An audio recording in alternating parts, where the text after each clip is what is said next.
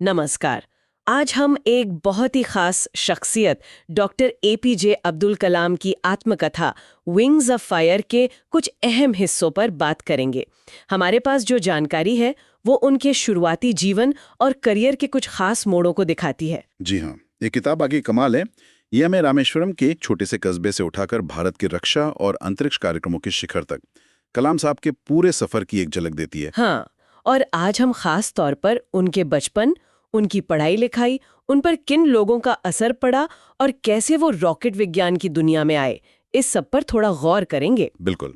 मकसद यही है कि वो कौन से तजुर्बे थे, कौन से लोग थे जिन्होंने कलाम को वो बनाया जो वो बने। उनकी जिद, उनका मार्गदर्शन, उनकी आध्यात्मिकता और उनकी तकनीकी महत्वाकांक्षा, इन सब कहानियों को समझने की कोशिश करेंगे। तो चलिए शुरू करते हैं। कलाम अपनी कहानी की शुरुआत करते हैं अपनी माँ के लिए गहरे प्यार से। उन्होंने एक कविता भी लिखी है, मेरी माँ। हाँ, और वो बताते हैं कि रामेश्वरम में उनका बचपन बहुत सादा था, लेकिन भावनात्मक रूप से और ज़रूरतों के हिसाब से मतलब सुरक्षित था। उनके माता-पिता जैनुलाब्दीन और आशम्मा, उनको लोग एक आदर्श जोड़ी मानते थे। उनके पिता जैनुलाब्दीन का जिक्र वो बहुत इज्जत से करते हैं। जी, उनका असर बहुत गहरा था। ज़्यादा पढ़े लिखे नहीं थे, पर उनमें एक सहज बुद्धि थी और वो बहुत उदार थे। कलाम साहब लिखते हैं कि मुश्किल से मुश्किल आध्यात्मिक बातें भी वो बहुत आसान तमिल में समझा देते थे। जैसे कोई उदाहरण है? हाँ, जैसे वो कहते थे कि प्रार्थना जो है वो असल में आत्माओं के बीच का संवाद है, और जब मुसीबतें आती हैं तो वो खुद को समझने का, आत्मचिंतन का एक मौका होती हैं। वाह, गहरी बात है। और उनकी दिनचर्या भी देखिए, सुबह 4 बजे उठना, नमाज पढ़ना, फिर नारियल बाग जाना, ये सब कलाम साहब के लिए जीवन भर एक प्रेरणा बना रहा। और एक और दिलचस्प बात है ना, उनके पिता के सबसे करीबी दोस्तों में रामेश्वरम मंदिर के मुख्य पुजारी थे, पक्षी लक्ष्मण शास्त्री। हाँ, ये कमाल की बात है। उनके बीच धर्म और अध्यात्म पर गहरी चर्चाएं होती थीं। ये उस जमाने के मतलब सांप्रदायिक सौहार्द का एक जीता जागता सबूत है। सही, सिर्फ परिवार ही नहीं, शायद बाहर के लोगों का भी असर रहा होगा। बिल्कुल। उनके एक बहनोई थे अहमद जलालुद्दीन। वो खुद तो कम पढ़े लिखे थे, पर कलाम साहब को विज्ञान, नई खोजों, साहित्य, इन सब चीजों से उन्होंने ही मिलवाया। अच्छा। रोज शाम को दोनों समंदर किनारे टहलने जाते थे, बातें करते थे, और जलालुद्दीन हमेशा पॉजिटिव सोचते थे। इसका भी कलाम पर काफी असर पड़ा। और एक चचेरे भाई भी थे, शमसुद्दीन। हाँ, शमसुद्दीन। वो रामेश्वरम में अकेले अखबार बांटते थे। तो कलाम ने पहले तो इमली के बीज बेचकर कुछ पैसे कमाए, फिर शमसुद्दीन की मदद करने लगे। वो चलती ट्रेन से अखबार फेंकने वाला किस्सा है ना? वही, दूसरे विश्व युद्ध के टाइम ट्रेन रामेश्वरम में रुकती नहीं थी, तो चलती ट्रेन से ही अखबार के बंडल फेंक दिए जाते थे और कलाम उन्हें लपकते थे। ये उनकी पहली कमाई थी। उनकी अपनी रचनात्मकता को जगाया। उस वक्त का माहौल भी अलग था। किताबें आसानी से नहीं मिलती थी रामेश्वरम में। हाँ, और दूसरा विश्व युद्ध चल रहा था, तो उसका भी असर था। जैसे इमली के बीजों की मांग अचानक बढ़ गई या ट्रेन का रुकना बंद हो गया। ये छोटी छोटी चीजें जीवन को बदल रही थी। स्कूल का भी एक किस्सा वो बताते हैं जो काफी सोचने पर मजबूर करता है। हाँ, वो नए टीचर वाला। टीचर ने उन्हें मुसलमान होने की वजह से पीछे बिठा दिया था। उनके दोस्त रामानंद शास्त्री, जो पुजारी लक्ष्मण शास्त्री के बेटे थे, वो रोने लगे थे। और फिर पुजारी जी ने टीचर को समझाया। बिल्कुल। लक्ष्मण शास्त्री ने टीचर को बुलाया और कहा कि बच्चों के मन में इस तरह धर्म का जहर घोलना ठीक नहीं है। टीचर को अपनी गलती का एहसास हुआ, उन्होंने माफी मांगी और अपना रवैया भी बदला। ये दिखाता है कि कैसे तब भी लोग गलत चीजों के खिलाफ खड़े होते थे। सही कहा। और एक और टीचर थे, शिव सुब्रमण्यम अय्यर, विज्ञान पढ़ाते थे। वो खुद एक पारंपरिक ब्राह्मण थे, पर सामाजिक बंधनों को तोड़ना चाहते थे। अच्छा, उन्होंने क्या किया? उन्होंने कलाम को अपने घर खाने पर बुलाया। उनकी पत्नी पहले थोड़ी हिचकिचाई, क्योंकि उस जमाने में ये आम नहीं था, पर अय्यर जी अड़े रहे।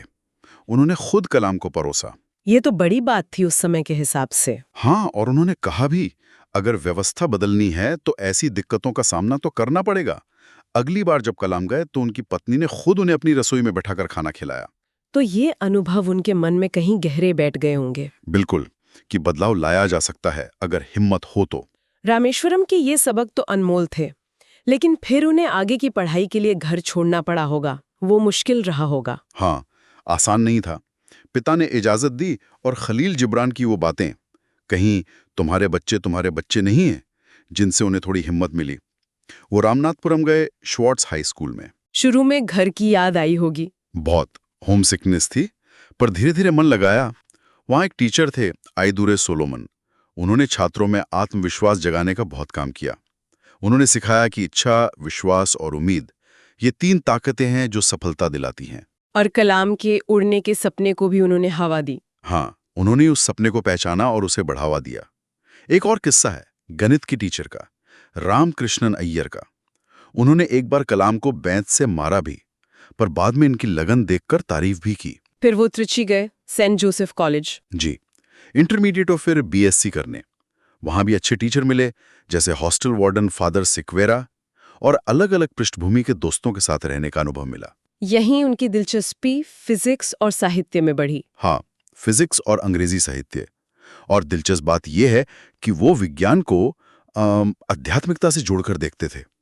उनका मानना था कि विज्ञान के जरिए ही हम ब्रह्मांड के रहस्यों और ईश्वर की कारीगरी को समझ सकते हैं। लेकिन वो ज्योतिष वगैरह को विज्ञान नहीं मानते थे। नहीं, बिल्कुल नहीं। वो कहते थे कि परमाणुओं की गति को शिव के तांडव से जोड़ना एक बात है, पर ज्योतिष विज्ञान नहीं है। बीएससी के बाद उन्हें लगा कि असली मंजिल इंजीनियरिंग है। हाँ, उन्हें एहसास हुआ कि उनका जुनून तो असल में वैमानिकी यानी एरोनॉटिक्स में है, उड़ने वाली मशीनों के विज्ञान में। दोनों ने Madras institute of technology MIT के लिए अप्लाई किया। पर फीस का मसला था। बहुत बड़ा मसला। फीस काफी ज्यादा थी। तब उनकी बड़ी बहन जोहरा आगे आई। उन्होंने अपने सोने के कंगन और चेन गिरवी रख दिए ताकि कलाम की पढ़ाई हो सके। ये त्याग कलाम कभी नहीं भूले। वाकई MIT का अनुभव कैसा रहा? जबरदस्त। वहां उन्हें बहुत अच्छे प्रोफेसर मिले। प्रोफ स्पॉन्डर थे, जिन्होंने सिखाया कि सिर्फ संभावनाओं के पीछे मत भागो, अपने चुने हुए क्षेत्र में जुनून पैदा करो। प्रोफ पंडाली थे, जिन्होंने बौद्धिक ईमानदारी का पाठ पढ़ाया।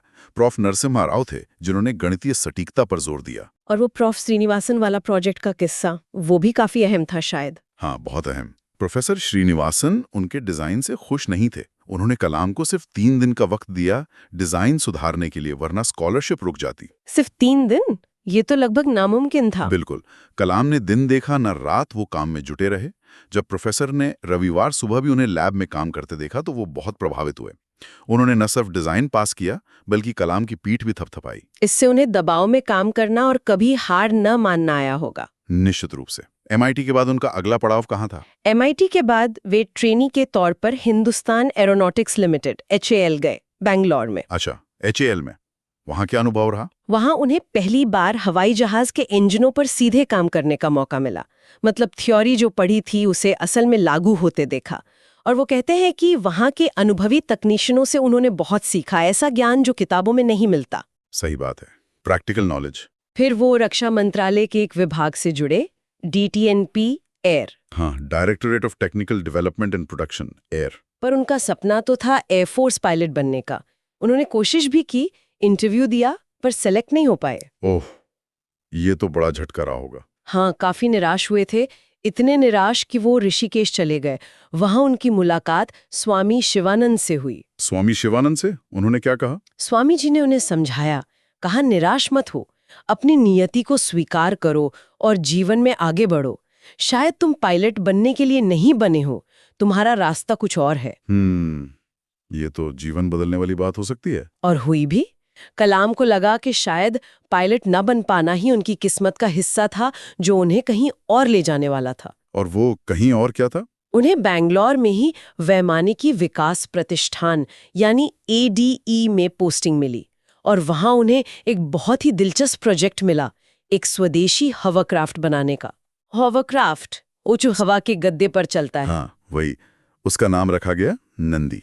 संसाधन बहुत कम थे और सीनियर्स को भी शक था कि ये बन पाएगा या नहीं, पर कलाम और उनकी टीम ने इसे कर दिखाया। अच्छा, ये सफल रहा? हाँ, सफल रहा। उस समय के रक्षा मंत्री थे VK कृष्ण मेनन। उन्होंने इसमें काफी रुचि दिखाई। वो खुद नंदी में बैठे और उड़ान भी भरी। अरे वाह! लेकिन फिर, जैसा अक्सर होता है, राजनीति बदली। कृष्ण मेनन को हटना पड़ा और ये प्रोजेक्ट भी ठंडे बस्ते में चला गया। कलाम को बहुत निराशा हुई। उन्हें लगा कि यहाँ अच्छी चीजों की सीमाएं कितनी जल्दी आ जाती हैं। पर शायद यहीं से कोई नया रास्ता खुला। बिल्कुल। एक दिन उन्होंने हॉवरक्राफ्ट का प्रदर्शन जाने माने वैज्ञानिक प्रोफेसर MGK मेनन को दिखाया। प्रोफेसर मेनन इतने प्रभावित हुए कि उन्होंने शायद बात आगे बढ़ाई होगी। जल्द ही कलाम को INCOSPR से इंटरव्यू का बुलावा आ गया। INCOSPR, ये क्या था? Indian national committee for space research, मतलब भारतीय अंतरिक्ष अनुसंधान समिति। ये भारत के स्पेस प्रोग्राम की शुरुआती संस्था थी, जिसे बाद में ISRO बनाया गया और उन्हें रॉकेट इंजीनियर के पद के लिए बुलाया गया था। तो ये थी स्पेस साइंस में उनकी एंट्री हॉवरक्राफ्ट के जरिए। हाँ, कह सकते हैं। INCOSPR ज्वाइन करने के बाद उन्हें नासा भेजा गया, अमेरिका, 6 महीने की ट्रेनिंग के लिए। नासा का अनुभव कैसा रहा? बहुत कुछ सीखा, अलग अलग सेंटर देखें, लैंगली, गॉडार्ड, वॉलॉप्स में उन्होंने एक बड़ी दिलचस्प चीज देखी। एक पेंटिंग लगी थी जिसमें टीपू सुल्तान की सेना रॉकेट का इस्तेमाल कर रही थी। टीपू सुल्तान नासा में? हाँ, उन्हें बड़ी हैरानी हुई कि एक भारतीय योद्धा का सम्मान नासा में हो रहा है, जिसके बारे में शायद भारत में ही लोग कम जानते हैं या भूल गए हैं कि उन्होंने रॉकेट तकनीक में कितना काम किया था। ये सोचने वाली बात है। नासा से लौटने के बाद लौटते ही वो भारत के पहले रॉकेट लॉन्च की तैयारियों में लग गए। ये थुम्बा से होना था, केरल में। ये भारत का अपना रॉकेट था? नहीं, ये नाइकी अपाचे नाम का अमेरिकी साउंडिंग रॉकेट था, जिसे यहीं असेंबल किया गया था। 21 नवंबर 1963 को इसे लॉन्च किया गया। लॉन्च में कोई दिक्कत आई थी। लॉन्च वाले दिन जो क्रेन रॉकेट को लॉन्चर पर रखने वाली थी वो खराब हो गई। तो जानते क्या हुआ? क्या? पूरी टीम ने मिलकर रॉकेट को हाथों से उठाया और लॉन्चर पर फिट किया। सच में? हाँ, हाथों से? हाँ। ये दिखाता है कि उस शुरुआती दौर में कितना जुनून था और कैसे जुगाड़ से काम करना पड़ता था। कमाल है। यही उनकी मुलाकात प्रोफेसर विक्रम साराभाई से हुई होगी? जी हाँ, प्रोफेसर साराभाई, जिन्हें भारतीय अंतरिक्ष कार्यक्रम का पितामह कहा जाता है। साराभाई ने कलाम में वो स्पार्क देखा। उन्होंने कलाम के साथ अपना बड़ा सपना साझा किया, भारत का अपना सैटेलाइट लॉन्च व्हीकल यानी SLV बनाना। SLV मतलब ऐसा रॉकेट जो सैटेलाइट को अंतरिक्ष में ऑर्बिट में स्थापित कर सके। बिल्कुल, ये बहुत बड़ा सपना था उस समय। प्रोफेसर साराभाई एक जबरदस्त लीडर थे, बहुत आशावादी, सबको साथ लेकर चलने वाले। उन्होंने कलाम को Rohini sounding rocket RSR programme का काम सौंपा। RSR? हाँ, रोहिणी साउंडिंग रॉकेट। ये छोटे रॉकेट होते हैं जो वायुमंडल के ऊपरी हिस्से का अध्ययन करने के लिए उपकरण ले जाते हैं। RSR प्रोग्राम इसलिए जरूरी था ताकि हम खुद अपने रॉकेट बनाने की तकनीक विकसित कर सकें। हाँ, और वो अलग अलग संस्थानों के वैज्ञानिकों के साथ काम कर रहे थी। TIFR, NPL, PRL और विदेशों से भी सहयोग मिल रहा था। कोई खास अनुभव इस दौरान का? जापान के एक वैज्ञानिक थे प्रोफेसर ओडा। एक बार उनके बनाए पेलोड का टाइमर फेल हो गया। प्रोफेसर ओडा की आंखों में आंसू आ गए। कलाम लिखते हैं कि ये देखकर उन्हें समझ आया कि अपने काम के प्रति इतना गहरा समर्पण क्या होता है। इसी दौरान उनकी रुचि कंपोजिट मटेरियल में भी बढ़ी। हाँ, फाइबर रीइंफोर्स्ड प्लास्टिक यानी FRP में। रॉकेट के लिए ये मटेरियल बहुत अच्छा होता है, हल्का भी और मजबूत भी। उन्होंने थुम्बा में देश की पहली फिलामेंट वाइंडिंग मशीन लगवाने में अहम भूमिका निभाई। प्रोफ साराभाई की टीम बनाने की कला के बारे में भी आपने कहा था। हाँ, वो लोगों पर बहुत भरोसा करते थे, उन्हें आज़ादी देते थे। एक और प्रोजेक्ट था रेटो, रॉकेट असिस्टेड टेक ऑफ। हाँ, वो फौजी जहाजों को छोटी पट्टी से उड़ाने वाला। बिल्कुल। उसमें कुछ सरकारी अड़चनें आ रही थीं। तब एक युवा IAS अफसर थे, बाबू पॉल। उन्होंने नियमों को आसान करने का एक तरीका सुझाया। प्रोफ साराभाई ने उसे फौरन मंजूरी दे दी, मतलब नौकरशाही को हावी नहीं होने दिया। तेजी से फैसले लेना। हाँ, और रैटो का सफल टेस्ट 1972 में हुआ। लेकिन इसी दौरान 1971 के आखिर में एक बहुत दुखद घटना हुई। जे 30 दिसंबर 1971 को प्रोफेसर विक्रम साराभाई का अचानक निधन हो गया। ये कलाम के लिए और पूरे ISRO के लिए एक बहुत बड़ा सदमा था। प्रोफेसर साराभाई ने SLV टीम बनाई थी और कलाम को चौथे स्टेज की जिम्मेदारी सौंपी थी। उनके जाने के बाद SLV-3 प्रोजेक्ट का क्या हुआ? कलाम की भूमिका क्या रही? प्रोफेसर साराभाई के बाद कलाम को ही SLV-3 का प्रोजेक्ट मैनेजर बना दिया गया। ये बहुत बहुत बड़ी जिम्मेदारी थी। हाँ, भारत का पहला सैटेलाइट लॉन्चर बनाना। सोचिए, करीब 250 अलग-अलग सिस्टम, 10 लाख से ज्यादा पुर्जे, 300 से ज्यादा इंडस्ट्रीज शामिल, इन सबको संभालना था। इसे मैनेज कैसे किया उन्होंने? ये तो जबरदस्त चुनौती रही होगी ना? थी तो, पर कलाम ने यहां अपनी मैनेजमेंट स्किल्स दिखाई। उन्होंने मैट्रिक्स मैनेजमेंट का तरीका अपनाया और वो खुद बहुत एक्टिव रहते थे। उनका फंडा था, चिट्ठी लिखो, जरूरत पड़े तो फैक्स भेजो, फिर फोन करो, और अगर तब भी काम ना हो तो खुद पहुंच जाओ। वाह, मतलब पीछे पड़ जाना। सी के डायरेक्टर थे, से बहस हुई, पर उसका हल भी निकला। फिर आया SLV-3 का पहला लॉन्च फर्स्ट 10 अगस्त 1979 श्रीहरिकोटा से रॉकेट उड़ा, सब कुछ ठीक लग रहा था, पर कुछ ही मिनटों में दूसरे स्टेज में गड़बड़ी हो गई ओह नो। और रॉकेट सीधा बंगाल की खाड़ी में जा गिरा। पूरी टीम और खास तौर पर कलाम पूरी तरह टूट गए थे। सालों की मेहनत पानी में चली गई थी। ये तो बहुत दिल तोड़ने वाला रहा होगा। बहुत ज्यादा। वो लिखते हैं कि उस शाम वो इतने थक गए थे कि बस। तभी उनके बॉस डॉक्टर ब्रह्म प्रकाश उनके कमरे में आए। कुछ बोले नहीं, बस चुपचाप उनके पास बैठे रहे। कलाम कहते हैं उस खामोश साथ ने उन्हें बहुत हिम्मत दी। उन्हें लगा कि मैं अकेला नहीं हूं। विफलता के बाद क्या हुआ? टीम ने हार मान ली? नहीं, हार कैसे मानते। पहले तो पता लगाया कि गड़बड़ी हुई कहाँ थी। एक वॉल्व से फ्यूल लीक हो गया था। कलाम ने प्रोजेक्ट डायरेक्टर के नाते पूरी जिम्मेदारी ली। लेकिन ISRO के चेयरमैन प्रोफ सतीश धवन ने क्या किया? यही लीडरशिप का असली टेस्ट था। प्रोफ धवन ने प्रेस कॉन्फ्रेंस बुलाई। सब सोच रहे थे कि वो कलाम या टीम पर ठीकरा फोड़ेंगे, पर उन्होंने कहा, ये विफलता मेरी है, मेरी टीम की नहीं। मेरी टीम बहुत काबिल है और मुझे पूरा भरोसा है कि अगले 1 साल में हम इसे जरूर कामयाब बनाएंगे। कमाल है, ये होती है लीडरशिप। बिल्कुल। उन्होंने कलाम और पूरी टीम का हौसला इस तरह बढ़ाया कि सब दुगने जोश से काम में जुट गए। प्रोफ धवन ने कहा, असफलताएं तो आती हैं, हमें उनसे सीखना है। और फिर कामयाबी मिली? हाँ, ठीक 1 साल बाद 18 जुलाई 1980 SLV-3 फिर से उड़ा और इस बार उसने रोहिणी सैटेलाइट को सफलतापूर्वक पृथ्वी की कक्षा में स्थापित कर दिया। वाह, भारत ने कर दिखाया। हाँ, भारत दुनिया का छठा देश बन गया जिसके पास अपनी सैटेलाइट लॉन्च करने की क्षमता थी। पूरे देश में जश्न मन रहा था। प्रधानमंत्री इंदिरा गांधी खुद श्रीहरिकोटा आई, टीम से मिली और कलाम की बहुत तारीफ की। ये तो उनके करियर का एक शिखर था। अंतरिक्ष कार्यक्रम में बड़ी सफलता। बिल्कुल। इसके लिए उन्हें पद्म भूषण भी मिला 1981 में। लेकिन कलाम अब कुछ और सोच रहे थे। उन्हें लग रहा था कि SLV का काम तो हो गया, अब कुछ नया करना चाहिए। नया क्या? तभी उनकी मुलाकात हुई डॉक्टर राजा रमन्ना से, जो भारत के परमाणु कार्यक्रम के बड़े वैज्ञानिक थे। उन्होंने कलाम को एक नई चुनौती दी, रक्षा अनुसंधान और विकास संगठन यानी DRDO में आने की।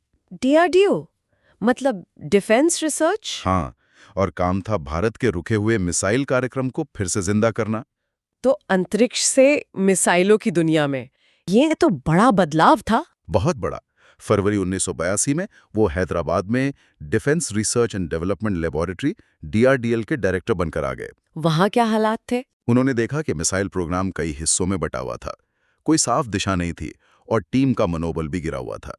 उन्हें लगा कि यहाँ एक नई एकीकृत सोच की जरूरत है। तो उन्होंने क्या किया? उन्होंने एक महत्वाकांक्षी योजना बनाई, integrated guided missile development programme यानी IGMDP। इसमें अलग अलग तरह की मिसाइलों, कम दूरी, मध्यम दूरी, एंटी टैंक, लंबी दूरी, सबको एक ही प्रोग्राम के तहत एक साथ विकसित करने का प्रस्ताव था। एक साथ? ये तो बहुत बड़ा काम था। हाँ, बहुत बड़ा। वो ये प्रस्ताव लेकर तत्कालीन रक्षा मंत्री R वेंकटरमन के पास गए। मंत्री जी को आइडिया पसंद आया, बल्कि उन्होंने कहा, इसे टुकड़ों में क्यों शुरू करना, एक साथ ही शुरू करो। मंत्री जी ने ही कहा? हाँ। कलाम और उनकी टीम हैरान रह गए। उन्होंने रातों रात पूरी योजना को फिर से बनाया।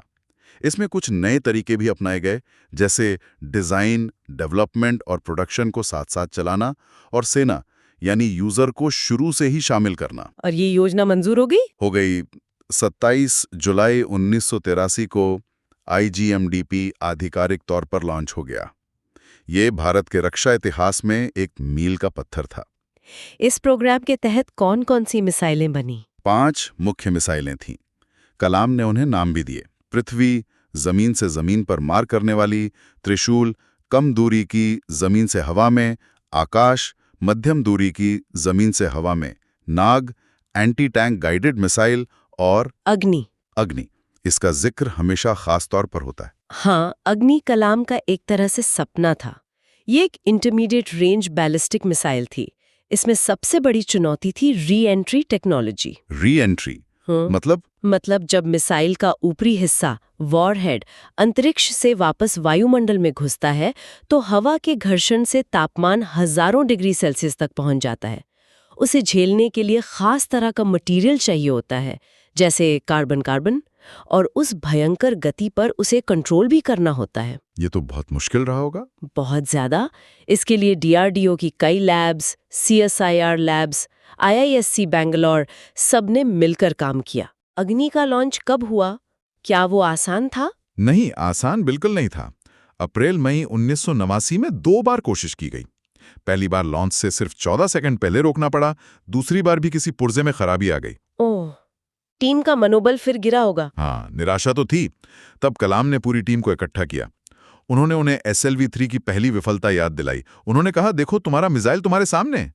तुमने कुछ हफ्तों के काम के सिवा कुछ नहीं खोया है। हम इसे ठीक करेंगे और लॉन्च करेंगे। उन्होंने फिर से हौसला भरा। बिल्कुल, टीम फिर से जुट गई, दिन रात काम किया। इस बीच एक चक्रवाती तूफान का खतरा भी मंडरा रहा था। और आखिरकार वो दिन आया, 22 मई 1989।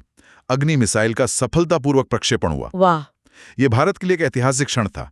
इसने भारत को मिसाइल टेक्नोलॉजी में आत्मनिर्भर बनाया और दुनिया को उसकी सामरिक क्षमता का एहसास कराया।